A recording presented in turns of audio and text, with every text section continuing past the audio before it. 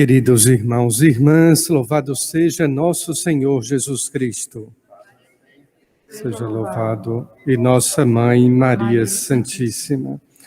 Quero inicialmente saudar aqueles que nos escutam e rezam conosco através do rádio, como também aqueles que nos assistem rezando através da transmissão da televisão. Caríssimos Padre Zenilson, Padre Francisco, eis que nós chegamos ao 10º domingo do tempo comum. Na verdade, nós já havíamos reiniciado ou retomado o tempo comum naquele domingo da Santíssima Trindade. A nossa vida toda inteira é fundamentada na esperança de que a vida vence a morte, de que o bem, a graça de Deus, supera toda a maldade. Essa é a narrativa de toda a liturgia da palavra deste domingo, em síntese. A esperança maior do cristão é a vida em Deus, é a vida eterna. Por isso, São Paulo, na segunda leitura, de maneira esplêndida, magnífica, Paulo dizia: nossos olhos devem estar voltados para as coisas invisíveis, porque aquilo que é visível é passageiro. E, de fato, tudo aquilo que nossos olhos têm a capacidade de olhar, de contemplar, um dia se acaba. Paulo, o apóstolo dos gentios, continua dizendo: porque a nossa tenda, o nosso corpo, também é mortal, também é perecível, mas a nossa grande esperança é que Deus haverá de nos conceder no céu uma morada eterna. Essa tenda que eu uso, que eu vivo, que nós consideramos digna e sagrada, ela também é passageira, é perecível. Como é tão fácil para os nossos olhos contemplar a beleza de um corpo. Como é tão difícil para os olhos contemplar a alma invisível, somente com os olhos da fé. Por isso que a primeira leitura do livro do Gênesis, e o Gênesis do capítulo 1 ao capítulo 11, não é uma história no sentido estrito, mas é uma narrativa simbólica da vida humana, nos falava do diálogo de Deus com Adão. Adão, nome que significa terra fértil, barro. Adão. Bem que todos os homens de Caruaru poderiam se chamar Adão, a terra do barro. Homens que surgiram do barro. Mas vejam, queridos irmãos, o barro é sempre o barro. Por mais bonito, por mais bem moldado que ele seja, ele será sempre barro. Sem o sopro divino, sem o sopro do Espírito Santo, barro não tem vida. Ser humano apenas sobrevive. Ser humano apenas existe. Sem o sopro do Espírito Santo, o ser humano apenas existe sobre a face da terra. Neste diálogo, mais ainda, Deus vai em busca de Adão e lhe pergunta por que ele estava escondido. Por que tanta gente escondida atrás de máscaras? Por que tanta gente escondida em casa? E Adão responde ao Senhor com uma outra pergunta: quem te disse que eu estava nu?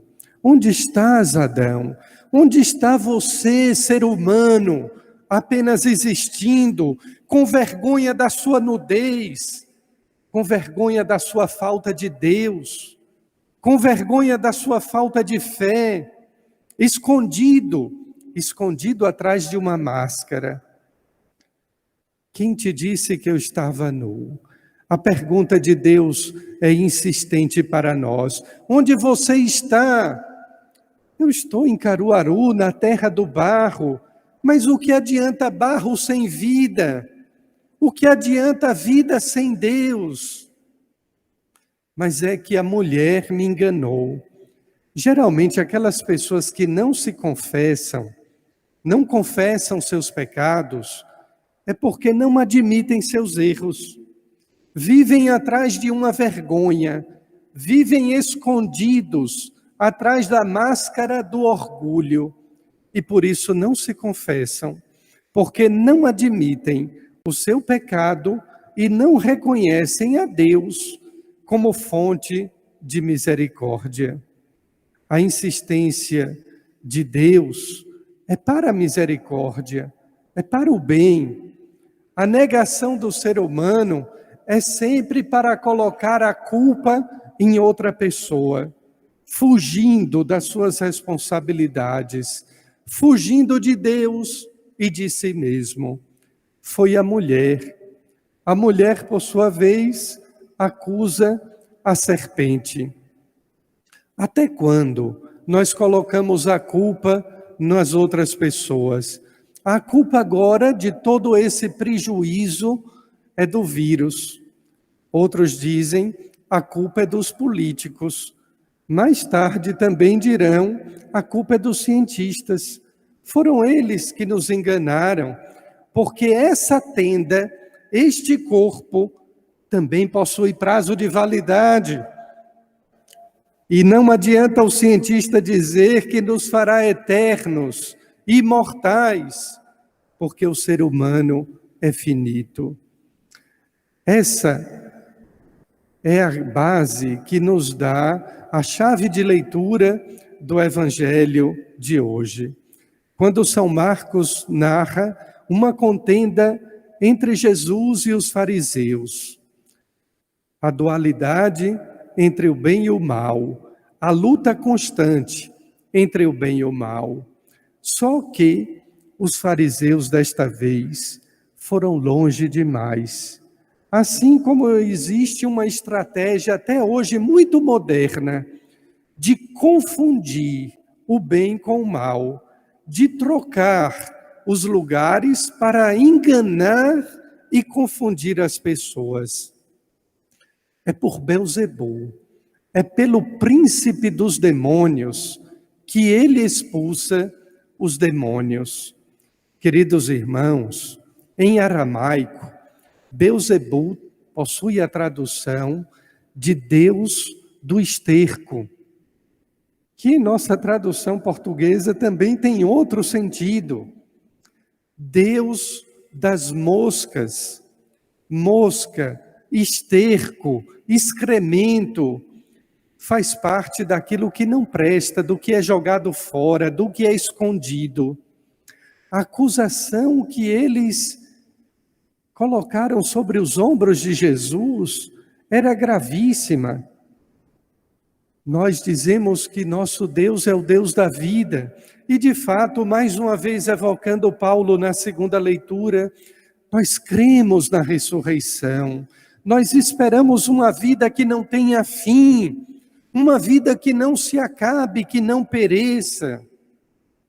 Mas eles procuraram enganar e confundir as pessoas, o que muito revoltou a nosso Senhor, ser chamado de príncipe dos demônios, aquele exatamente que venceu a morte, que destruiu a morte. No entanto, ainda hoje, esse estratagema de confundir as pessoas, de trocar o bem pelo mal, o certo pelo errado, infelizmente, ainda é a estratégia do ser humano dito pós-moderno. Queremos vida, dizemos que a vacina é que vai nos salvar, mas o número de aborto praticado somente no Brasil é 10 vezes maior do que o número de mortos pelo coronavírus. E, no entanto, a sociedade defende o aborto ainda mais pede a legalização do aborto para dizer, não, isso daqui que Deus diz que está errado, o Supremo Tribunal Federal pode dizer que está certo. E estando certo, agora todas as pessoas podem praticar.